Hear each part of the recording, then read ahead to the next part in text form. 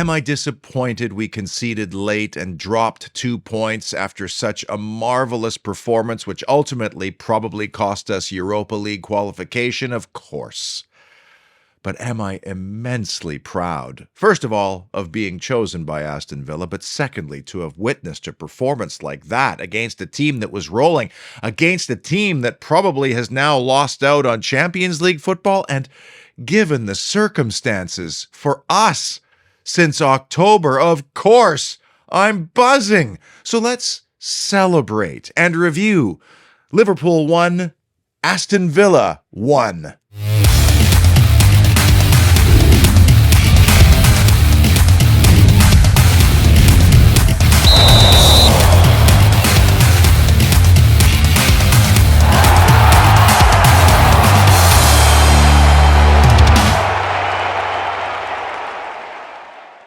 I got so many great messages and photos from Merseyside on Saturday. I felt like I was there. Looked like an amazing, gorgeous away day at one of the most famous grounds and clubs on the planet.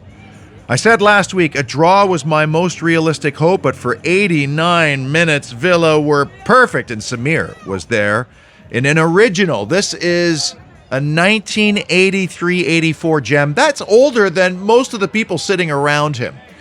And I think this is the point where they sing that Liverpool anthem, "You'll Always Wank Alone." I'm sorry, that was crass, wasn't it? But look at these seats, by the way. Look at these scenes, too. This is a spectacular ground. I'm not going to lie. I wonder how much those tickets cost. If you're new to us, we call this the Holy Trinity Show. By the way, if you're new, where have you been?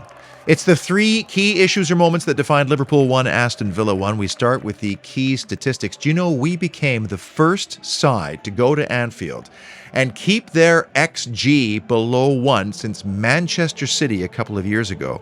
I looked at clearances as a fun little stat in this game, but you know, we had a better XG than Liverpool at Anfield. Our conversions, shots on target, pretty good. We created 3 big chances to their 1. And look at the clearances. Tyrone Mings had something to do with that, and Ezri Konsa, and even Emi Martinez as well.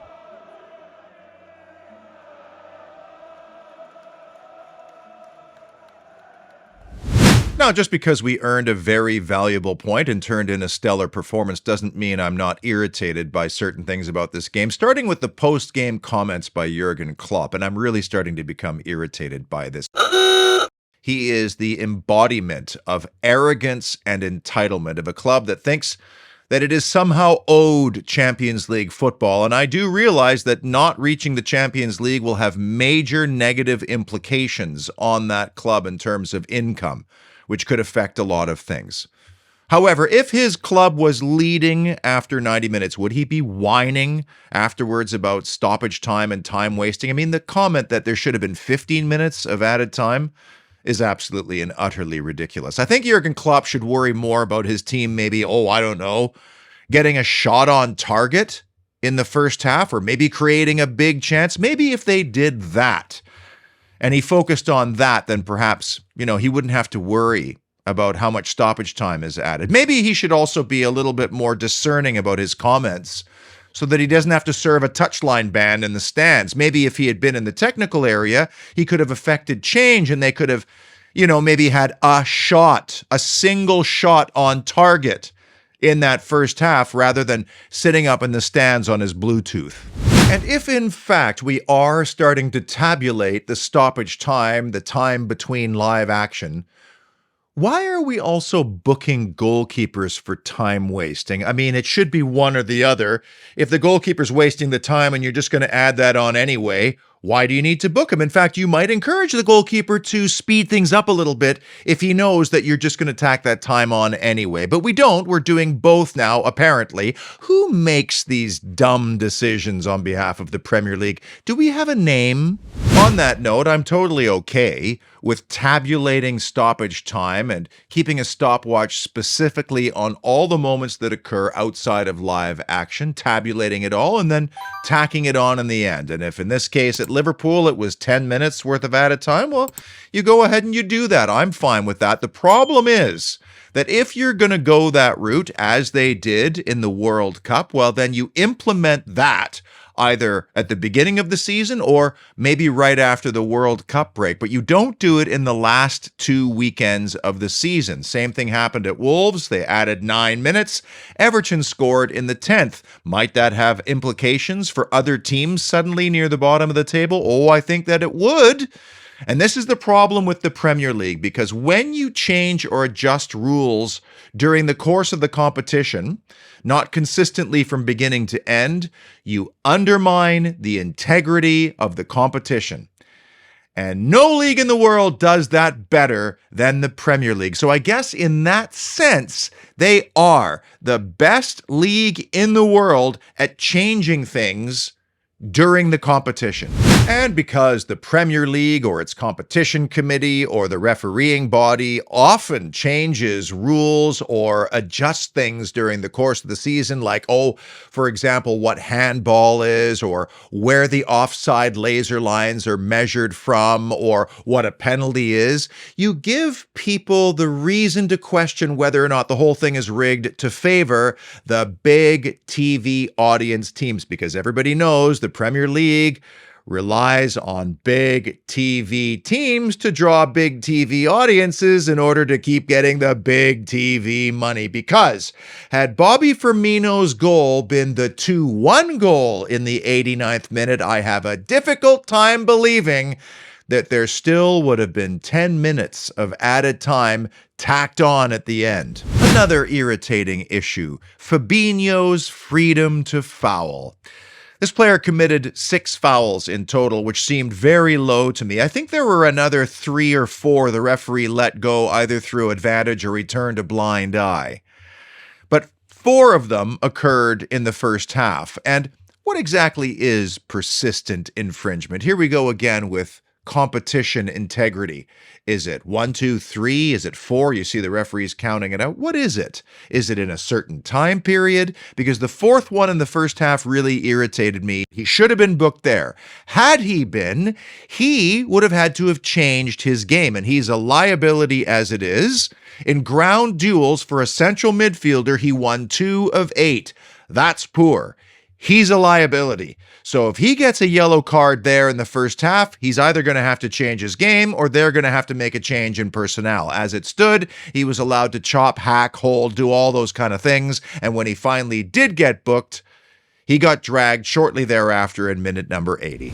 Big issue, Big Ty's performance again. And this isn't even about specific numbers. This is more about stature, presence, body language, confidence. Because where have all the mistakes suddenly gone? The untimely slips, the mistimed or misplaced passes, the errant and punitive headers like the one at home against Chelsea.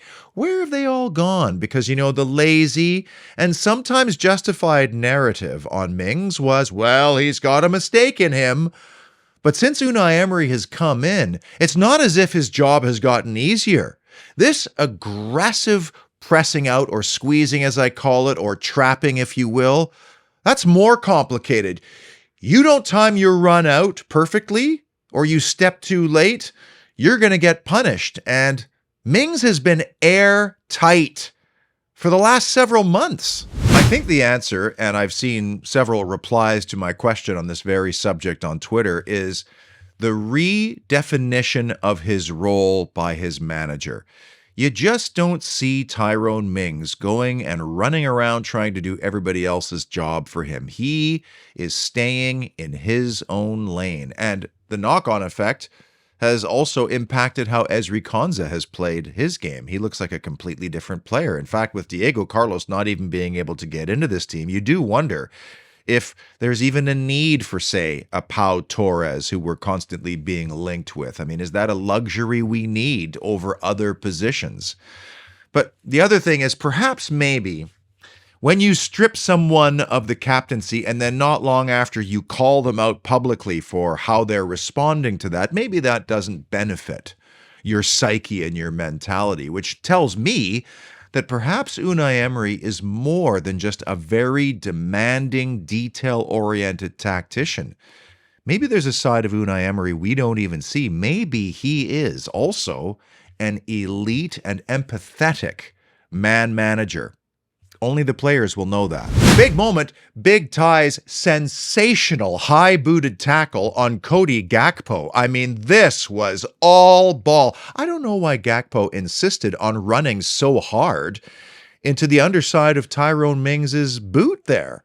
And apparently afterwards, Gakpo exposed his chest and showed what was basically a live Monster Energy drink logo on his chest. Ironically, the official energy drink partner of Aston Villa Football Club. But that's not how he got those marks on his chest. No, I found out afterwards VAR made a mistake with their laser lines when they were checking his goal for offside, and they intensified them too much, and they actually, burned lines into his chest. So that's why he had the lines. It was the VAR laser lines when his goal was chalked off.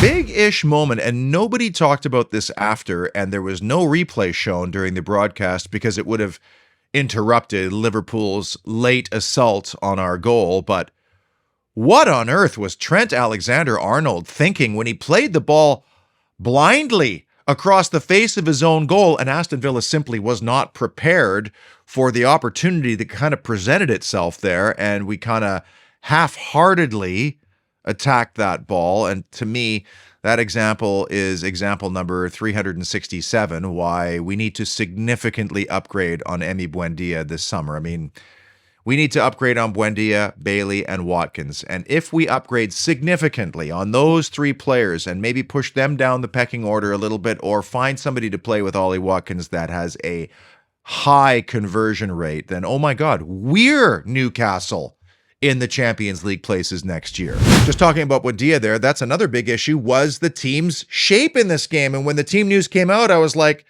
oh my God, John McGinn is playing as a number 10. And people said, no, he's on the right side of a 4-4-2. Nuh-uh. Until Emi Buendia came on late, John McGinn was in the middle of the park, both in possession and out of possession, sometimes 4-2-3-1, sometimes 4-4-2, but for the most part, he had Watkins ahead of him. He was between Bailey and Ramsey, and he had Luiz and Boubacar Kamara behind him. And that, in my opinion, is his best position, because not only has he improved drastically at retaining the ball under Unai Emery, he's become better at distributing the ball, he's better in duels, he adds a physical presence, he could turn people. In this game, I don't think the idea was to go and try to score a goal, but against lesser opponents or at Villa Park, I could see John McGinn joining the attack and getting much farther forward. I love this shape, and as of right now, with this group, that was Villa's best midfield.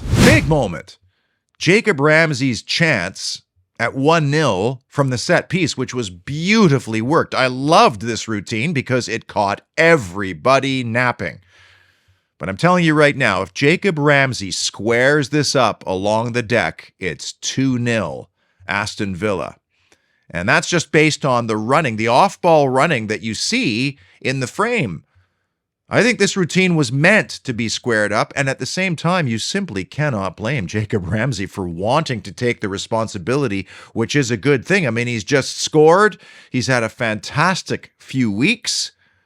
But a grizzled 24-year-old veteran Jacob Ramsey, I'm telling you right now, he squares that up for his brother Aaron, and it's a tap-in and 2-0. Weird issue, Villa winless in the blue kit. This is my least favorite kit in an awful long time. I wouldn't even use this to wash my car. Thank goodness this is the last time we're going to see it. We can never wear a winless kit ever again.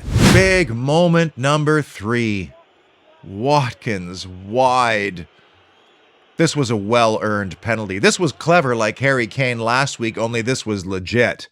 Watkins knows Konate is there, and he just pokes it that little bit ahead, and Konate bites. John Brooks, well behind it, gets it spot on. And by the way, we're still undefeated when John Brooks referees. I thought that record was in jeopardy on Saturday. Now, I didn't feel good about the penalty, and I think I know exactly what Ollie Watkins was trying to do. He has this habit, and has had this habit since joining us, of trying to make his penalties so fine that they kiss the post and go in, because we've seen him hit the woodwork a few times and miss quite a few times as well. So he makes the run up. I think He's trying to shape his body at the last minute to look like he's going to go to his left and instead push it into the right corner because, Alisson's good on these. And the problem is he just kind of overextends it and pushes it wide. I was so gutted for him. He's been stuck on 14 goals since I was there at Newcastle when we all thought he was going to keep rampaging for the rest of the season. Had he tucked that one away at Anfield, that would have been his best all time in the Premier League. He has not scored since his second daughter was born. And as you know, in life, you can't be happy forever. You got to have children sometime. But if you're one of those people that said, well, because he missed, we would have been up 2-0 when Jacob Ramsey scored, I'm sorry, we can't be friends because that is not how it works. In fact, I would argue the penalty miss rallied Aston Villa. Our best spell, bar none in that game, was the 10 minutes after he missed that penalty. And maybe that's because he's an extremely popular guy within the group, or maybe Villa realized, you know what?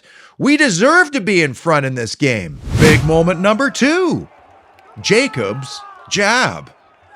When we look back on the 22-23 season, this may be the single biggest moment in all of it, considering Liverpool was chasing Champions League football at home on the back of a string of excellent results and Villa trying to stay in the European conversation. It must have been absolutely demoralizing to have missed a penalty without even hitting the target in front of the Kop. And what do? We dust ourselves off, pick ourselves up, and out of nowhere, from a Luca Dean long throw initially, and 2 failed clearances and 1 block that somehow found its way to Douglas Luiz, it's Aston Villa that score the deserved and crucial opening goal. Among the many outstanding performances on Saturday, which include Emi Martinez and Tyrone Mings, both men of the match candidates, was Douglas Luiz, who turned in quite an outing. He created 3 chances, 2 of them considered big chances. He won 3 of 3 tackles, 4 of 6 ground duels, and he recovered the ball 6 times. But the shape, the craft he put on that ball towards Jacob Ramsey, well, it gave me the thickening. And here we have our perfect 2-way, number 8 type central midfielder who can attack, who can join, who can score, but who can also tackle and defend and break up play, who can link up. I sound like a broken record. He's flourishing under Unai Emery, and he might have been the most important signing of this past year. And take nothing away from JJ, who jabs home at the back post, then wheels away with the celebration. By the way, is he tributing Trezeguet with this celebration? The goal that Trezeguet scores in the League Cup semifinal at Villa Park against Leicester, where he sneaks in at the back post. I mean, it's an identical goal. Is he that big a Villa nerd that he's actually tributing Trezeguet with the celebration? The bigger question and more important one for me, however, is where is JJ's ceiling? Because he turns a tender 22 next week. And he's been asked to make some very significant professional lifestyle adjustments in the sleeping and dietary departments. I'm not sure if you've heard about this or not, but he's onboarded those. And look how he's played over the last couple of months. And I just wonder, as an England youth international captain and with what appears to be a very high ceiling, will Villa challenge his position by bringing in somebody else to challenge him? Because some of the rumors we're hearing is of left-sided attacking or midfield players, or will they prioritize elsewhere? I would love to know what Unai Emery thinks is Jacob's ceiling, because this is the single most important period in his entire career. This is when you go from kid to pro. And you know what the really scary thing is? People within the club keep saying, JJ's great, but Aaron is the better player. That's both scary and exciting. And the number 1 big issue or moment that defined Liverpool 1, Aston Villa 1, brilliant Bobby. Do you know, at 1-0 down, I wondered whether Liverpool introducing Bobby Firmino and James Milner was more sentimental than sensible. But in the end, it turned out to be both. And you know, Liverpool being Liverpool, they probably would have assumed at that stage that they'd be 3-0 up and they could send those on and they could do their little lap of honor and take in all the accolades. But as it turned out, it was a shrewd decision to bring on a guy who sits on the bench most of the time and then comes on the field and makes a difference. But this is ultimately the difference between our clubs right now, and it was the difference in the game. And this is what we have to address if we have realistic designs on Champions League football. They have 5 people they could bring on during a game that would start on most other teams, including ours, especially with Unai Emery being able to mold and sculpt. But still, Firmino's got a lot to do. He's sitting on the bench, and then he comes on and he makes a difference like he has done so many times. And then Firmino just takes it so well. I mean, this is basically a flick with the outside of his boot, which he's able to do because the ball across is sublime and played with pace. Firmino shows no kind of tell to Emi Martinez, so he's got no chance from that range to make a save. And can you really blame Tyrone Mings for being even that little bit late here? In fact, this is the talent of Firmino. It's not necessarily the finish. It's the fact that he gets in position to get the finish. And as irritated as I was that we played 89 minutes of brilliant, airtight football, and that this moment ended up costing us Europa League football, how can you not respect Bobby Firmino? How can a guy sit on the bench that much and then come on when called upon and deliver time and time again in a ground where everybody knew it was his last game in a Liverpool shirt at that ground? That's football, man. It's storylines. It's incredible, really. Did you see the emotion afterwards, too? Mad respect for Bobby Firmino and for James Milner. And Millie, well, he's got more work to do. He's just going off to Brighton now. Here it is, our second to last chance to tabulate the points we've been adding up for the last couple of seasons, including the away record, which is now complete for the season. 23 of a possible 57 points is about a 40% haul. Do you know? That's actually decent. We were bailed out a couple of times by VAR, the Mings thing and the Gakpo goal. Watkins stuck on 14. Set pieces didn't change. Against the top 6, 11 of a possible 36 points. We really need to improve that next season. And one more chance for Emi Martinez to add to his clean sheet tally. And so here it is. Brighton and Hove Albion at home on the final day of the season for European football. Can you believe it? I kind of alluded to it a few shows back that this would be the perfect scenario. Unfortunately, us dropping 2 points on Saturday and then Brighton beating Southampton at home on Sunday meant that the Europa League, or the Emery League, as it should be called, is officially out of reach for us. But still, the Europa Conference League is European football. May not have been a benefit to West Ham's Premier League campaign this last season, but still it is extra dates and extra reasons to go down to the Villa. I'm not going to wax on too much about Brighton and Hove Albion. You know the drill. I think they're a brilliantly run club, starting with their owner and chairman, Tony Bloom, his right-hand man, Paul Barber, his CEO, who was just named the Premier League's Chief Executive of the Year. And the thing that people may not know about Paul Barber, as great a job as he's done at Brighton, he is an absolutely massive Tottenham Hotspur fan.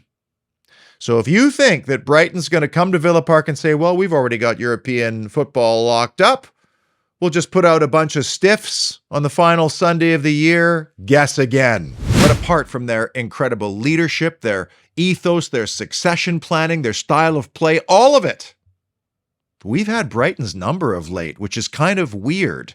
And frankly, if it's between us and Brighton and Leeds at home versus Spurs in the fight for 7th overall, I kind of like our chances.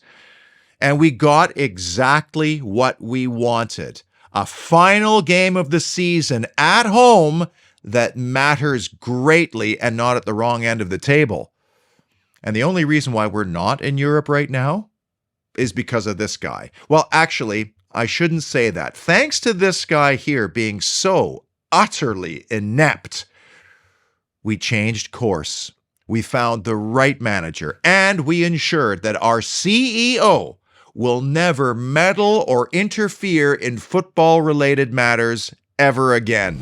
Until Sunday, what a day that is going to be, and how I wish I could be there to experience it with you. But I will be there in spirit.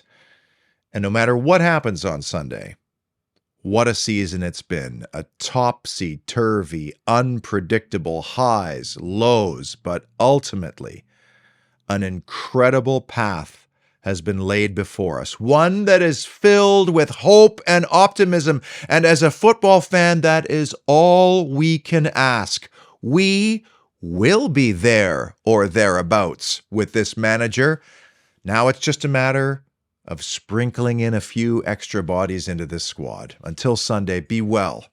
And as always, up the mighty Villa.